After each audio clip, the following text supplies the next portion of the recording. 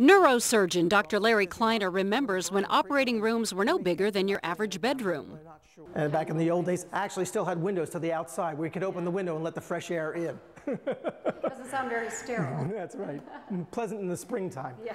Now, operating rooms are much larger. They have to be to accommodate the latest technology and surgical equipment. One example is this operative microscope. It helps the surgeon see different sections of the brain microscopically. And we would use the microscope to help differentiate tumor from normal tissue. Another costly piece of equipment is the operating bed itself. You're having too much fun. Yeah, there you go, huh? All this expensive stuff going in on the bed. Since different surgeries require different setups, this $50,000 bed allows the surgeon to vary the position of the patient. If we have to rotate the patient, we can tilt the patients over to get out better views.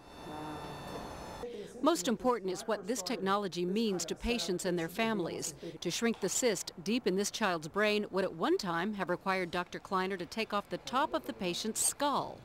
But now, through our technologies, I open up a small hole in the top of the skull, no bigger than a nickel.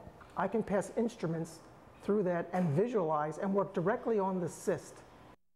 Check a scan that night. If everything's fine, the child can go home the next day. Dr. Kleiner says all this equipment helps make surgery safer and more efficient and ensures that no child has to leave Dayton for neurosurgery. That's our goal, that anything that needs to be done can be done here, close to home, with loving family around them. And through your generosity, that goal will be met.